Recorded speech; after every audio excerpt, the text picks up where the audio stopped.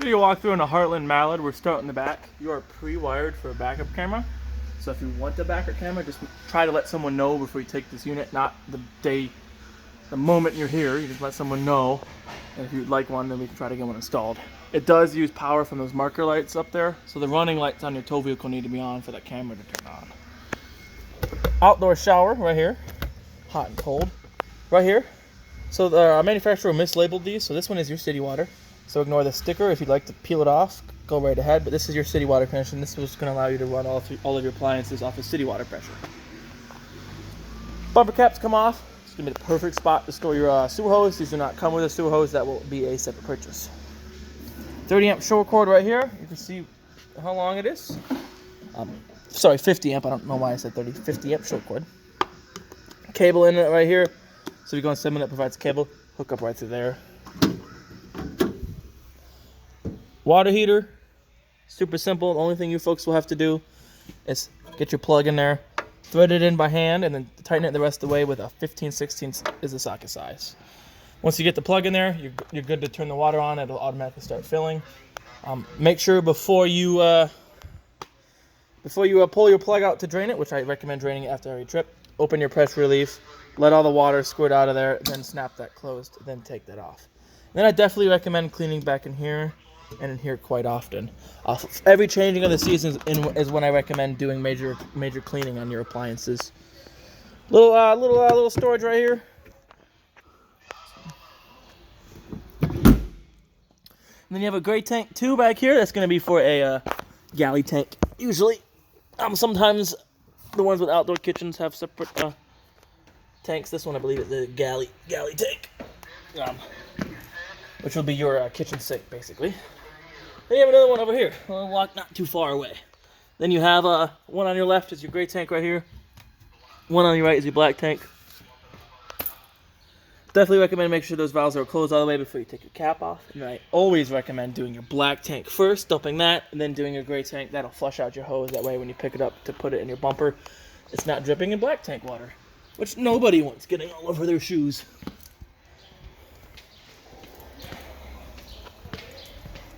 Stabilizer jacks, controls on the other side, pass-through storage. That's going to be a manual backup crank for your stabilizer jack. You have a light switch right there. That'll do these LEDs there.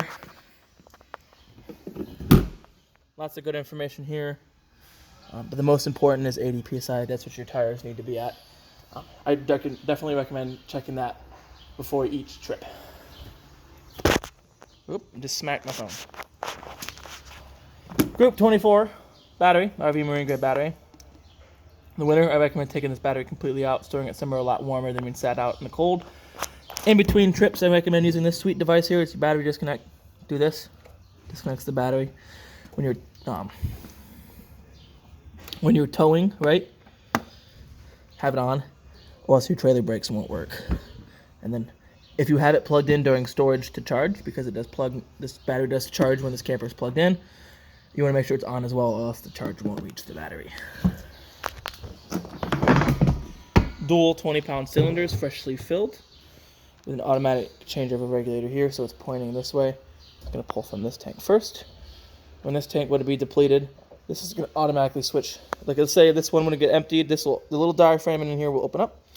It'll automatically switch to pulling from this tank. However, this doesn't rotate, indicating it's switched. So you have no way of knowing it switched without physically checking. And then some people put them in the middle like this, thinking it's going to pull from both tanks equally. It doesn't work that way. It never has, never will.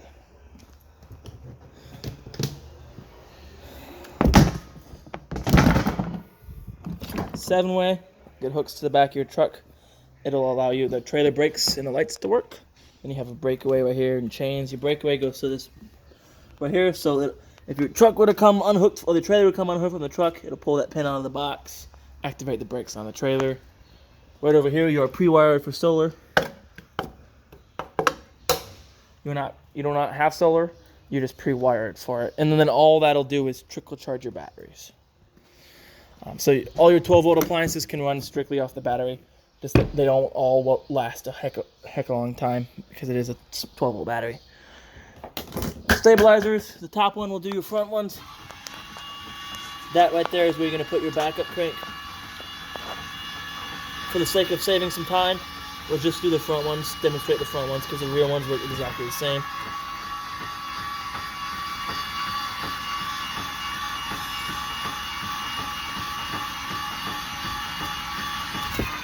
There you go.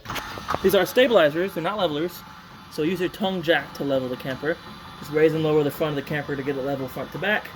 Then run these down, that'll get all the shake and shimmy out of everything. Because if you try lifting up the weight of this trailer, you might risk bending those or amping out the motor. So don't. Just use them for stabilizers. Alright, let's turn this light off in here. Then here's that crank I was talking to you about. Going through here. Outdoor power, it's GFCI protected. All your GCIs are on the same circuit, so if one's going to trip, they're all going to trip. Here's another one that was mislabeled. This is your fresh tank fill connection. This is where you set your hose to fill your onboard fresh tank, then you use your pump to run from your fresh tank. Definitely recommend draining that after every trip, and your drain for that is right there. Yep, right there. Up here, oh, I'm just slightly too short. That's access. That's a vent, exterior range vent, so if you're running the fan on your range hood, make sure you pop that open. Furnace, make sure it stays clear of any debris. Same with your fridge. Every once in a while, to pop this off, clean back there. Give this a good cleaning too.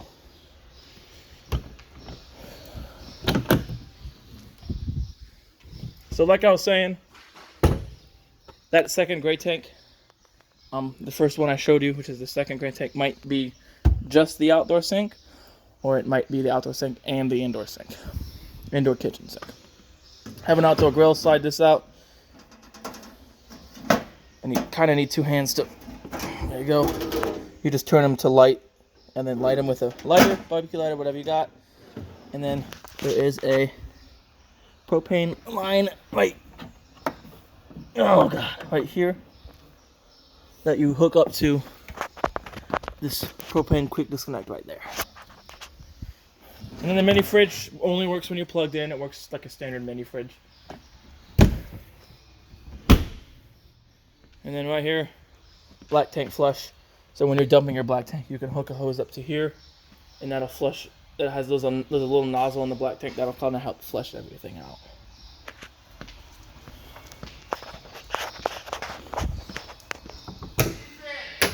Alright, we'll come on into the inside for now. These steps are very simple to unfold. Pull this.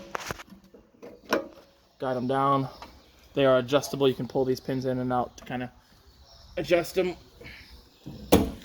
I really like these steps because they make contact with the ground. The only con I can think about them is if you store this camper like close to your house, like right up against your house, you can't get in and out because of that. Awning controls right here. Make sure your door is halfway like that, so your awning arm don't run into it. Yep. Very simple. Interest of saving some time, and because that wall is there, we can't open it out of the way. That yellow has instructions on how to adjust the pitch of your arm. So you can pitch one end lower, so if it's raining, you can have water come off to one edge. If it does start storming, roll your awning in. It does not automatically roll in, and does not automatically stop when you hold the button out. So keep that in mind. If you roll it in wet, as soon as it gets sunny, roll it back out. Let the water dry off. Switch on the left. LED lights. One in the middle right here does entry lights. Oh, not entry lights, but the main lights. And then the one on the far right does that porch light. One in the middle is a wine guard switch for the Wi-Fi center that you have to pay extra to get mounted on the roof. It's just pre-wired for one of those. And you have slide-out controls right here. Obviously, don't have your... If you got kids, don't let them ride in your slide-out. And watch what's beyond your slide-out trees, other campers. We probably won't be able to get this all the way open because we have shelving and lots of supplies, because we are in the wash bay where this camper was nicely detailed by our fantastic detail team. Just because I know, I'm pretty sure I know where... No, well, it might be somewhere else. Well, we'll go for here now, and if I have to go out any further, we'll have to be extra careful. Come into your bedroom. Your light switch for your bedroom is right here. Each side of the bed, you have an outlet, and then above the bed, some clicking lights. Spot to mount a TV in here, if you choose to.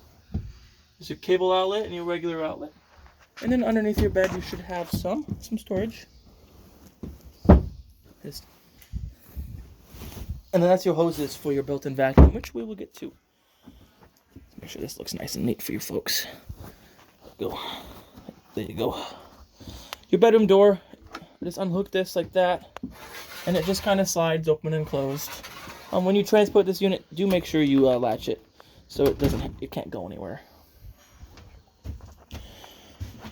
Thermostat controls, very simple. Tap it.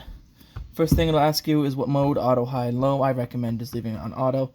It's going to allow your AC to cycle on and off at a set temperature, keeping it from freezing up. If you just had it running on high, the AC will continuously to run, and eventually it'll freeze up, and then you'll have to wait for it to thaw out to run it again.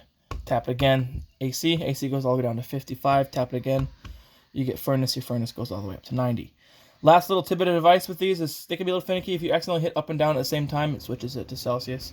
Just hit it again to go back. Plenty of storage in here. That's what I like about these Mallards. They always have a good amount of storage on the inside. Your microwave works like a standard microwave. Only going to work if this camper's plugged in. You have a light and a fan. Takes a little while to build up, but it's on. You can hear it. If you're going to use your fan, remember you have that flap on the outside open, or else it's not going to be venting anything anywhere. Folding cooktop cover right like this. To light, all you do is turn to the flame, twist your sparker, the gas is off. Right now I always like to make sure the customers receive their campers with the gas off. But you get the point. When you turn it under the flame, twist your sparker, it should light right up. If this was the first appliance you turned on after turning the gas on for the first time, you might have to give it a few twists before it actually lights. But don't be alarmed. It's not like it's broken or anything. It just needs gas.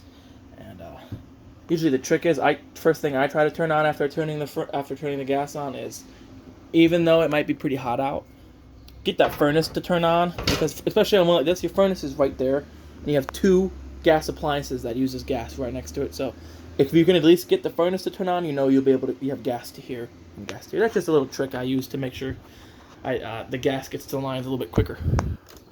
The fridge is super simple. You have on or off, auto or gas. Auto is going to default to 110. So if you're plugged in, that's what it wants to use. If you were to lose power, it's going to automatically switch to running off of propane for you. Unlike your normal fridge, like that mini fridge outside or your fridge at home, this takes about 8 to 10 hours to get to operating temperature. So keep that in mind. Radio. Here's your remote for your radio. Radio is very simple. Tap that. Have your channels. You have zones. Zone 1 is inside. Turn the inside speakers off. Zone 2 is outside. Turn the outside speakers off. You can see it change up there. 1 through 6, your presets. Push and hold to save your presets. Pause, play, stop. Previous track, next track, or previous channel, next channel, or rewind or fast forward. Bluetooth, mode button. You have auxiliary, headphone jack, USB. USB does not interface. It's just for charging. You can Bluetooth your phone to this. Look for DV3100 on your phone. Pair it up. It might ask for a pin. It could be 1, 2, 3, 4. All ones or all zeros. They usually use any variant of those three. This also is a DVD player. It is a standard definition DVD player. I can tell because it has these. So UTV would have to be on, usually it's called the AV, sometimes it's called the composite channel. Then you'd be able to pop a DVD in there. And I do believe it'll play the movie audio through the speaker, so it'll be like a nice little theater here, which is pretty cool. You do have a spot to mount a TV here. That's where your backer is. Then you have a cable outlet. That's where you plug your cable in for your TV. If you're going to use your antenna, turn that on like that. If you're hooked up to a cable, turn that off. Yep. Over here, it's got that vacuum, so you would hook your hoses up to here. Kick this bad boy on. If you want to empty it, put your finger in here, pull this tab, pull it out. There's your bag. You can pull this all the way out, and you can change your bags. Then down here has your breaker box. All your breakers for your 120 volt appliances. All your fuses for your 12 volt appliances. Definitely recommend investing in a box of spare 15 amp fuses. because those are the only ones that are in there. Then you do have a LP and carbon monoxide detector. That's hardwired to the 12-volt system, so there's no batteries you have to worry about changing. Then you do have a smoke alarm that uses a 9-volt battery. Top bunk, 200-pound capacity. Bottom bunk, 300-pound capacity. You do have lights in each bunk. This turns into a bed, very simple, but very difficult to do one-handed while filming. Undo these cushions, set them aside. Lift them up. Here, you can see there's legs under here. What you do is you lift this up and out. It'll be kind of like an upside-down V. That'll eventually lay flat. You can undo your legs, rest them down on the ground. Then this back portion right here will flip down, filling in the gap. This turns into a bed as well. Lift up the table, pop them legs off. They're just kind of friction in there. Sit the table down on this little shelf here, and then play puzzle with your cushions to fill in this gap, and you have a nice, comfortable bed for someone too. You do have some light switches here. One on the left does your chandelier. Oh, I guess you could call it a chandelier. One on the right does these LEDs inside that compartment, those compartments. Now we're getting to the real fun stuff. Monitoring panel, so you can read battery volt. Ooh, must be needing plugged in. We'll just leave it plugged in for a little bit. Fresh tank, black tank, gray tank, galley. So galley will be your kitchen sink on its own tank. Then you have controls for water heater on gas, which is LP. LP is gas, liquid petroleum, or liquid petroleum gas is propane. Electric, you can run propane and electric at the same time. If you are going to do that, well, if you are going to use electric, whether it's with propane or not, do make sure you have, sorry for being a little shaky, do make sure you have water in your water heater. If you want electric without any water in it, you will toast the heating element, and that's a customer damage. Running your water heater without water in it is not a warrantable claim. And then your controls for your water pump if you're going to pull from your onboard fresh tank. Make sure that's on. Light switch for in the bathroom. This is the main resettable GFCI. If any GFCI would have tripped, this is the one you hit reset on. The toilet is very simple. All you do is push down. As long as you're pushing down, it'll flush. You have a fan here. You just pull this, pivot out of the way, and then turn it on. Definitely recommend running that when you're going to take a hot shower. Speaking of showers even more simple to use. Hot and cold, turn them on, lift this up. Comes out your shower head. Alright, that's pretty much it for the bathroom. That's pretty much it for your whole darn thing. So, we'll end on a few words. I hope you folks enjoy this camper. Hope you folks get a ton of use out of it. And I hope you guys found this video informative. Goodbye.